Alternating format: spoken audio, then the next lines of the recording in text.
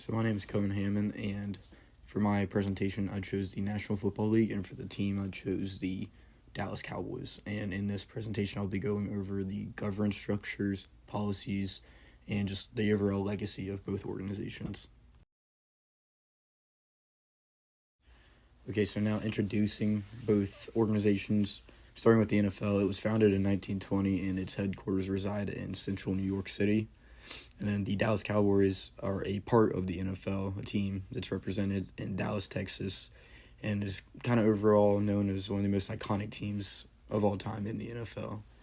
And then I chose these organizations because of just the global appeal of both. The NFL is obviously known worldwide, and just the unique governance structures that both share.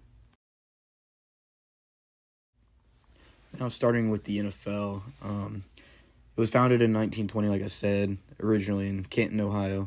It was at first named the APFA, or American Professional Football Association, but the organization officially changed its name to the NFL in 1922. In 1970 came a merger with the AFL, the American Football League, which formed a new 2016 football league for America. And then as of today, the NFL consists of 32 pro teams split into two divisions, the AFC and NFC, which is kind of the AFL and NFL back then. At the end of the year, both of the best teams that come out of both conferences play for the Super Bowl, where the NFL champion is named at the end of the year. The NFL is now a global phenom known worldwide. And now moving on to the Dallas Cowboys. Yeah, they're known as America's team. It's kind of just the name they've been given over their time in the NFL. But they were founded in 1960. Dallas Cowboys were originally the Dallas Steers when they became a team. Their headquarters are located in Frisco, Texas, but the stadium is in Arlington, Texas. And then if you know the Cowboys, you obviously know the name Jerry Jones. He's the team owner, but since 1889, he took ownership of the Dallas Cowboys. He quickly established a family-led governance structure, which I'll talk about later. And the Cowboys today are known for their innovation, entertainment, and overall national appeal as America's team. Now, like I said, talking about the governance structures, we'll start with the NFL. It's known as a centralized governance style. The NFL follows it just kind of like the U.S. federal government.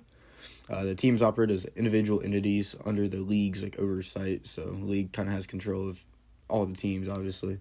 The executive committees and the commissioner, Roger Goodell, lead decision-making, and the committees and boards oversee rules, operations, and the discipline of the teams. And now talking about the Dallas Cowboys governance structure, it's basically just Jerry Jones.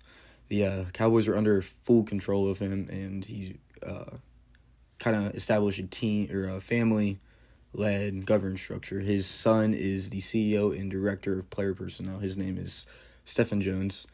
Head coach Mike McCarthy oversees all the on-field operations for the organization. Policies. So the NFL policies, just a little bit of them. Start off with the code of conduct. The code of conduct policy ensures professional behavior from the players, coaches, fans, on and off the field. They'll be punished with fines or suspensions when it comes to violations of the code of conduct. And then another one would be the uniform policy, which the uniform policy enforces athletes, players, coaches, fans to comply with dress codes. With infractions, there will be fines and players being benched. And then the Dallas Cowboys policies, they have a bag policy for their fans coming into the stadium. They have to have a certain style of bag and size just to ensure safety. And then the fan code of conduct, the Cowboys fan code of conduct promotes a family-friendly environment within their facilities to ensure appropriate behavior. That way everyone's staying safe and following the rules. And they also have a media restrictions policy, which limits locker room access to the press, so you keep the players protected and ensure their privacy. Here I'll talk about the major sponsorships and media rights of both organizations. The NFL sponsorships consist of Gatorade, Pepsi, and Bud Light as their main drink sponsorships, and then Verizon and Visa are other ones. Their media rights, they have long-term deals with almost every major TV channel, but Amazon, CBS, ESPN, ABC, Fox, NBC, that's just about all of them. They broadcast all their games and events. And then the Dallas Cowboys sponsorships, AT&T, obviously, the stadium is named after, and it's their main technology partner. And then Gatorade's their official hydration partner for their organization. Nike does all their uniforms and training gear and anything they need with that. And then Pepsi is their stadium's beverage partner for the fans when they attend games. And now we're moving on to current events for both organizations. The NFL is starting to internationally expand. Just this season, they had games overseas in like the UK and Germany where fans from other countries are able to attend games and watch them. Another one would be the Salute to Service. So every November, the NFL honors veterans and special events and awards, and like they produce a sideline apparel for fans and coaches to wear.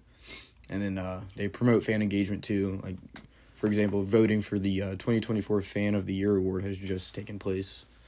And moving on to the Dallas Cowboys current events, they are very strict with their fan engagement. This season, Dallas Cowboys have continued that through like community programs, festivals, anything like that, and innovative like stadium experiences, so stadium tours and stuff like that. And then here's an example of what I just talked about. The NFL UK game is there in the top left. It shows the UK flag and the American flag in the center field. And then on the bottom left is a Cowboys festival, kind of just promoting their team and organization, showing how fans can have fun with it. Okay, and here is some interesting facts and ethical dilemmas for both organizations. The Dallas Cowboys obviously have a status of America's team. It reflects their like national appeal and cultural significance. They entertain fans on and off the field. And then ethical dilemma examples kind of are how the owner Jerry Jones faced backlash after requiring players and staff to stand during the national rights movement. They had to stand during the national anthem where many teams were under protest. And then there's controversy centered on balancing respect for free speech and team unity also. And lastly, we have like a future outlook. So for the NFL, they are going to continue to grow globally, expanding and hosting games in other countries with their strong sponsorships.